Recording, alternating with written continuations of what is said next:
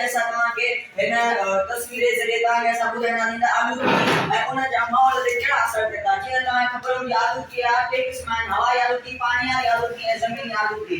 आलूगी ॿिनि क़िस्मनि सां थींदी आहे, हिकिड़ी कुदरती आलूगी ऐं ॿी मस्नूई आलूगी। कुदरती आलूगी जेके जबलनि मां धुआं ईंदा आहिनि, जेके कुदरती आफ़ताब उन करे जेके धुआं ईंदा आहिनि, ऑयल पॉल्यूशन कंदा आहिनि। ऐं ॿी मस्नूई आलूगी उहा आहे जेका जीअं कारखाना ॿियूं केतिरियूं ई सनती शयूं जेके कोयले जे ज़रिए हलनि थियूं और घुरनि करण दौरान कार्बन डाइऑक्साइड मोनोऑक्साइड ऐं नाइट्रोजन ऑक्साइड खे ख़ासि करे जेके धुएं जे ज़रिए वञी हवा में पखिड़िजनि थियूं ऐं उहे इंसान जे साह जे ज़रिए अंदरि वञी फेफड़नि में केतिरियूं बीमारियूं कंदियूं ऐं उन जा केतिरा ई मुख़्तलिफ़ असर थियनि था।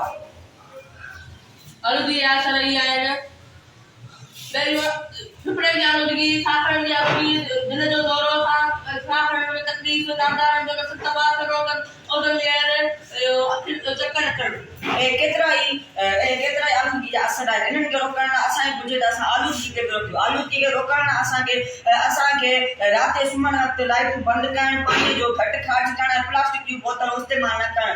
घणो करे इस्तेमालु न करियो, पर जेकॾहिं तव्हांखे कमु अचंदियूं त थोरो इस्तेमालु करियो ऐं उन्हनि खे ॿाहिरि न विछायो, छो त उहे मिटीअ में नथियूं ॻरनि ऐं उन खां केतिरियूं ई बीमारियूं पखिड़िजी सघनि थियूं।